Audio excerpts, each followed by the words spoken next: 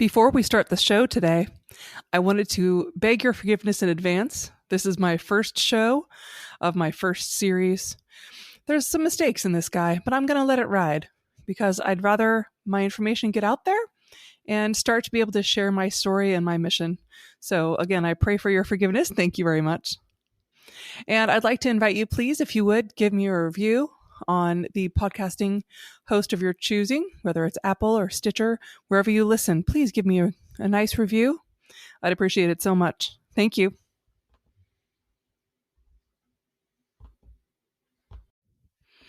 Hello, and welcome to the Resilient Podcast. I'm your host, Jen Chambers. We're here to share stories from people who've used creative problem solving to follow their dreams. For our first story today, I'd like to tell you why this podcast came to be. I'd like to share my personal story to explain a little bit. For all my life, or at least all that I can remember, everyone has wanted me to talk about my personal tragedy. I hate to call it a tragedy, but it certainly seemed like it at the time. I feel like it's time to show up and try and change the world by sharing my story and hoping that other people are inspired. On a late night in September 1992, my parents got the phone call that every parent dreads. It shattered their world. I'd been in a car accident. My mom says they were met at the door of the emergency room by a clergyman who took them directly to the hospital chapel. Over the hours to come, they would learn what had happened. I'd been in a car of kids coming home from a football game in Florence, a town about 40 minutes away from our small town home. There were two cars full of teenagers coming home, and at some point, the drivers of the two cars decided to race. The car that I was in was driven by a friend of a friend, and her friend, the one that we mutually knew, was sitting in the passenger seat, and I sat in the middle of the back seat, flanked by two other friends. We hit a graveled patch of road, and I've heard estimates that we were going as fast as the 80s or 90s, but I don't know exactly how fast we were going when we spun out, rolled over about 6 times, and hit a fence post. Apparently, I was underneath, or on top, depending upon your perspective, the fence post. The car came to a stop on its ceiling. My parents were told that they had used the jaws of life to cut me out. They were told that each of the 5 of us had our own ambulance. They were told that the doctors were working on me, but that I may not live very long, and that I had stopped breathing in the emergency room due to the massive head injuries I'd sustained in the car accident. There in the chapel, a nurse came in to tell my parents that there really wasn't much that they could do. I was allergic to steroids, and steroids were what was commonly used to treat head injuries by bringing down the swelling of the brain. But there might be, just might, be an answer. A surgeon had just arrived in the emergency room that day. That surgeon had, of all coincidences, just returned from a brain injury conference, as in he had just walked in moments before our car accident. He happened to have a sample in his briefcase of a new cutting-edge drug. Would my parents give consent to use the drug? They did. That's why I'm alive today. Now, the funny thing about that story is that I called the hospital years later. I was researching my first book, which was about other patients who had brain injuries, and I wanted some more information about my own circumstances. I was told there was no record of that doctor. I was told there was no record of that day. They still haven't been able to tell me who the doctor was or why he was there. It kind of gives me chills. When I woke up, now waking up with a brain injury isn't exactly like waking up. It took multiple times over about the course of a week to 10 days. I was in a coma. Waking up isn't exactly linear with the brain. And that story is like a really long one, so I'll save it for a different time. But the important thing here is that after the accident, I didn't remember a single thing. I still don't remember anything before the accident to this very day. I had to relearn every single facet of life, from tying my shoes and speaking to how to safely cross the street, the meaning of words, of language. I didn't know what letters were. I was 15, and I had to start over like I was a baby. People always have asked me how I did it. At first, that question always made me so uncomfortable. Like, this whole story almost happened to someone else. I don't know. You just do. I felt the weight of everyone's expectations all the time. I felt like, and this is hard to explain, but I felt like I had to measure up to everyone's idea of who I was to them. Everyone, of course, has different perceptions of who you are, but I didn't know who any of them were, and I didn't recognize who I was, so I figured it was as good as any. It was ridiculous, really. But I had to try. I wanted so desperately to make the people who called themselves my parents proud. That's right, I said those people who called themselves my parents. I said I didn't have any memory, so I certainly didn't have any memory of my parents. I actually called my dad by the name of my dog. Poor guy. He still likes me, though. Most accounts of brain injury involve crazy amounts of love and caring to come to any kind of a happy ending. Mine is no different. I had my family. I had the sheltering of the small community I lived in. I had an incredible hospital community and doctors who helped me immeasurably. Therapists, teachers. I was very privileged in that recovery, to be sure, and I wouldn't be here without it. One of the tools that I used was a very simple calendar, which seemed so revolutionary to me at the time. Now everyone has Google calendars and, it's so easy to keep everything in your life together on your phone. But back in the day, I had to keep a small notebook in my pocket. It was about the size of a paperback, but about half as thick. And I literally wrote down everything from my schedule to making sure that I wrote down that I ate so I wouldn't forget and eat again. I would write down the names of my friends so I wouldn't forget them when they came to visit. I would write down the names of my grandparents and how they were related to me. Things like that. Pinpointing recovery from anything, not just a catastrophic injury like mine, it's so hard to encapsulate. Why does anybody keep going? For me, I very much felt like I had a choice. You keep going or you don't. It was a case for me of literally putting one foot in front of the other. To be accurate, I guess, I couldn't really put the foot in front of the other foot. Walking, of course, was not something that I could do. Half my body was paralyzed. But it was more like I kind of proceeded from being able to roll over without feeling like I was falling off a cliff to being able to walk with assistance and use a walker. And I still remember the day when I was able to walk using just the parallel bars in the gym of the hospital. That was a pretty amazing day. I was so incredibly out of whack because my equilibrium had been broken, kind of. That didn't help. I felt like every day, every little thing was a fight to get back. But each tiny movement, whether it was figuring out how to get back to my room from the lobby, it took a lot of times to get back to my room from the lobby and actually know what I was doing, to discovering how to say the word apple and understand what it meant. Every little thing like that. They were all victories. And I'm incredibly grateful. I don't know who or what saved me, and I don't know why. I'm not here for that. I'm not here to debate that sort of thing. I guess I'm here to testify that I can show up and work hard. And I can hope to serve the world that way by showing you that if you show up and work hard, given the right amount of luck, you can make things happen for yourself. I've been so lucky, but I credit any success I have really to the showing up part, but also to resilience. You've got to, knock down 4 times, get up 5, or just keep swimming. Like Dory says, it's not really a platitude. It's true. If I can come back from literally nothing, I hope to inspire other people to do the same. Next time, we'll speak with Delise McCormick, who's an incredible artist, who is also going back to school as an adult to follow her passion for working with kids. I'll be able to share some pictures on the website also of some of her crochet work. She's incredibly talented. And then for our last segment this week, our What's New? I'll talk a little bit about this later, but I'm very jazzed because I'm in the middle of taking a class from a business coach. Her name's Kathy Heller. She has a course called Made to Do This. It's really fun. I'm having a blast. Small groups. It's wonderful. I encourage you to check out her podcast, Don't Quit Your Day Job.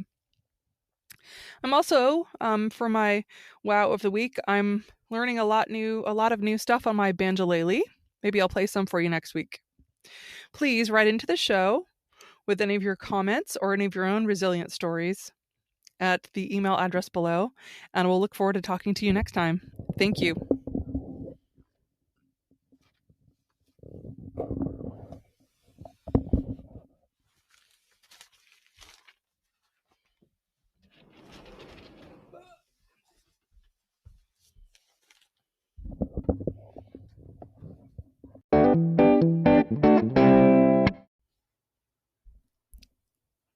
One of the things that I wanted to focus on in this podcast is inspiring stories from history. That's one of my interests, and that's something that I write about a lot in my books. The first person I'm going to focus on today, the first woman, it's not always going to be women, but today my focus is on Abigail Scott Duniway, who was a suffragist, a novelist, a businesswoman, a newspaper editor, and a lecturer from Oregon. Now, Abigail wasn't originally from Oregon. She was originally known as Jenny. Her full name is Abigail Jane Scott, and her family called her Jenny. So Jenny was one of many, many children. Her parents had 12 surviving children, I believe. And her family worked very hard on their farm that was next door to their maternal grandfather. Their grandfather was a big deal in the town where they grew up in southern Illinois. Their farms were near Peoria, actually. Her grandfather had a very large place, and he was very well known in the community. And there were a lot of extended family there, which gave Abigail a very strong sense of home. It was difficult, too, because she witnessed the hard lot that women had in that rural community and really appreciated the bravery of her grandmother, whose grandmother was injured. She pushed a chair around the house as a crutch because her leg had been severed at the knee many years before. And she deeply loved her own mother, who bore 12 children in quick succession, really, and her health was taxed more and more by each child. Now, on the other hand, her father, John Tucker Scott, was a very well-known man as well, a very successful farmer, and he was a man who was always searching for something more. One of his more successful jaunts was when he decided to start a movable circular sawmill business. And that brought the family pretty good prosperity, actually. And John Tucker was really interested in immigration, remembering that they were on the very edge of the frontier there. It's so hard to believe that was the edge of the world, the edge of the known world for people at that time period. He was fascinated by the overland journey. And eventually, they went because her father was dead set on it. They liquidated all of their goods and went with 2 wagons. One wagon was full of their material goods. One other wagon was full of supplies. And they had a crew that helped them drive the oxen that went on in the second wagon. That was in 1852. Now, her mother was not super pleased about that, she writes in her journal later on, but she didn't have a lot of choice. No one did, of course, because everything was at the insistence of her father, who was the head of the household then. Unfortunately, on the trail, there was an epidemic of cholera that year, and she lost both her mother and her youngest brother. And her love at that time was one of the men who was one of their hired hands. And he was drowned in the Snake River as they were trying to cross. And he was trying to rescue a straying herd of cattle and oxen, that really comprised most of their wealth. It was really interesting.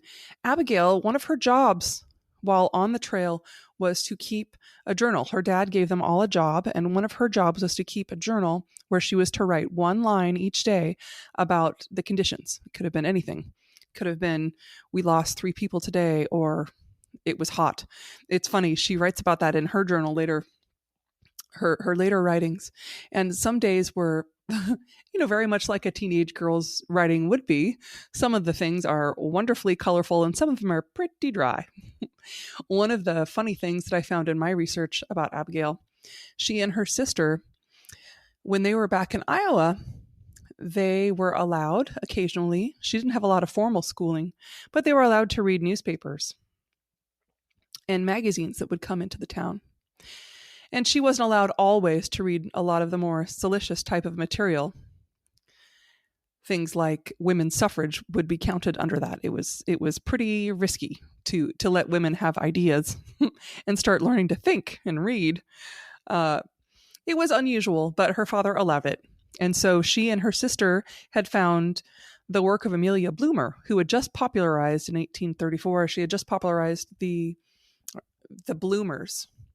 And so on the Oregon Trail, it was really funny because Abigail and her sister absolutely scandalized the people on their part of the wagon train by refusing to wear the many layers of skirts that they had to wear on the trail as they were walking next door to the wagons. They decided to wear the bloomers. So when I go and speak about Abigail, I always show a big pair of frilly bloomers. And sure, my goodness, to me, that would be a whole lot more comfortable than wearing like 8 layers of clothing. But that really is illustrative to me of Abigail's spirit. The fact that, sometimes she just wasn't going to let it happen. She was going to have her way and she was going to talk back. One of the other things that Abigail brought on her trip was a primer. And she and her sister had to hide things very deep in their mattresses because you were only allowed to bring so many things on the trail, right? You had a certain amount of weight that the wagon would carry. Otherwise, you had to carry it yourself. And we've all seen pictures of them jettisoning things across the trail. Things would be littered on either side of the pathways. But Abigail brought a primer with her because she wanted to teach her brothers and sisters how to read. And that would prove to be a very valuable thing for her. Once they reached Oregon Territory, Abigail taught school, and she was able to use that primer not only to help teach her brothers and sisters on the trail to read and their numbers, but she was able to use that as she taught school. And it's interesting to me because I live in Oregon, and you can see one of her primers is in a museum in Multnomah County. It's really wonderful for me to see those actual physical things that really ground you to what a person, the fact that she had to literally carry that in a wagon or any other way across the United States. It's pretty incredible, actually. So Abigail taught school, and before about a year or so was up, she had met and married her husband, Ben Duniway, a man who was actually also from Illinois. And he was a very gentle man. He was very creative and practical and steady. He was also a bit of a dreamer, not unlike her father. At first, they lived on a donation land claim near Molalla, and they had 2 children. And it was interesting in a lot of her writing. It's funny how she writes how she worked very hard, as any pioneer woman did, doing all the chores and milking the cows and making the butter, and was so absolutely livid at the fact that she had to give her butter and her milk to her husband's friends who were unmarried. And Ben thought it was the most wonderful thing to be hospitable and bring his friends over for dinner. And Abigail resented it just a little bit because she had to do all the work, she felt. It was wonderful. At that time, when they were living there, she wrote her first novel, which was called Captain Gray's Company. It was a story of their migration to Oregon that was based on her own experience, but it wasn't exactly her experience. It was fictionalized. That was the first English book that was produced in Oregon Territory, as a matter of fact. After about 4 years, they moved to a different farm near her sisters, and they had 2 more children. Now, here came one of the great tragedies of Abigail's early life. Ben had signed a note as a guarantor to a friend's crops. And in 1862, a giant flood destroyed the local grain warehouse and the crops, and they lost their farm.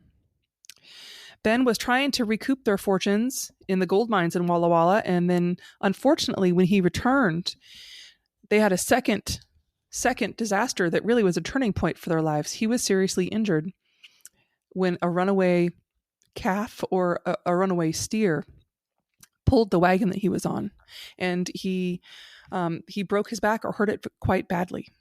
So that event became kind of a turning point for their lives. Abigail then had to become the breadwinner for the family. First, she went back to teaching, and then she decided to keep a boarding house in the town they lived in, Lafayette. She actually, I speak in my book about her, and then when I go and speak in person, it's really neat for me to imagine she literally hung the curtains in the top of the barn and had girls come as boarders, whom she then taught. And it's so inspirational to think of Abigail doing everything she could to make their home and take care of her husband and her family at the same time.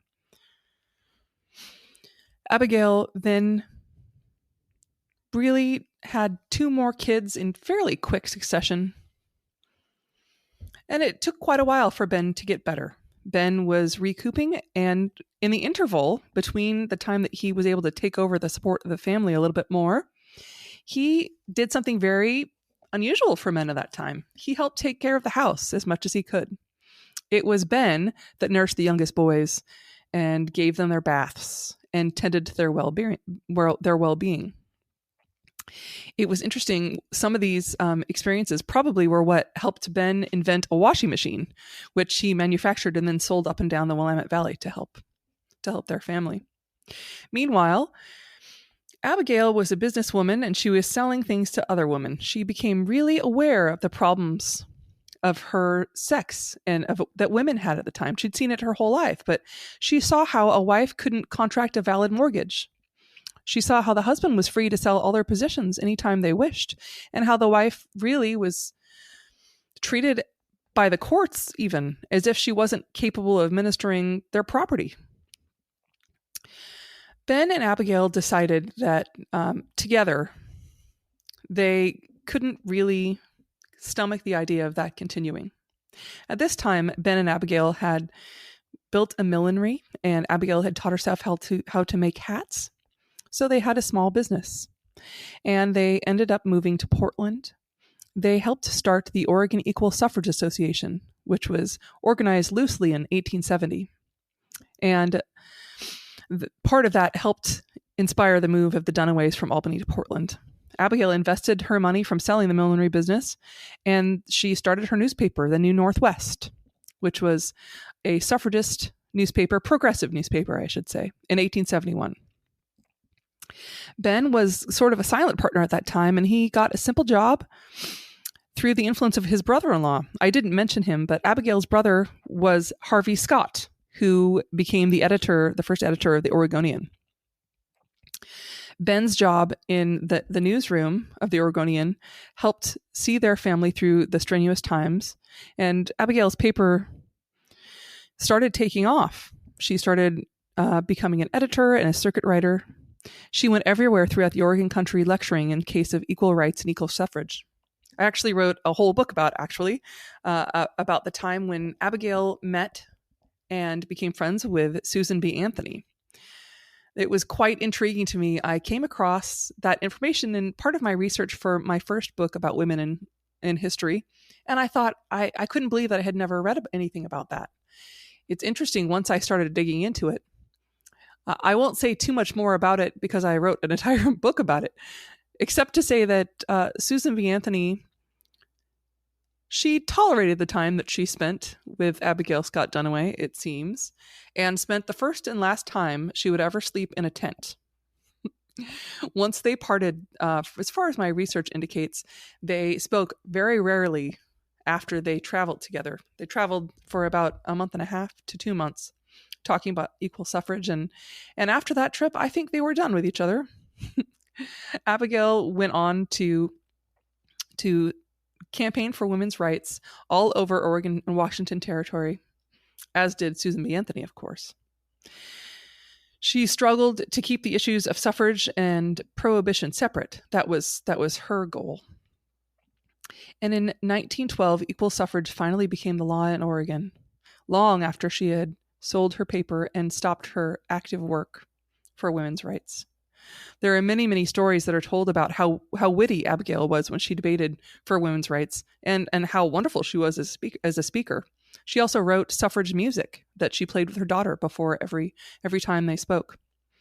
One time in 1876, actually, she literally talked her way across the continent to the Centennial Exposition in Philadelphia from Oregon. She started with a ticket by boat up the Columbia River to the Dalles, where she spoke and garnered money from her speaking. And a fellow passenger became interested, and he talked to the captain, and the captain held a meeting. And then they took a collection of silver, which bought her next ticket. And by speaking in town after town, she raised money all the way to Philadelphia and back. She was so courageous. Abigail was really a woman of her convictions, a woman who fought against the strictures of her times, but was so incredibly interesting and inspirational to me. I hope she was to you too.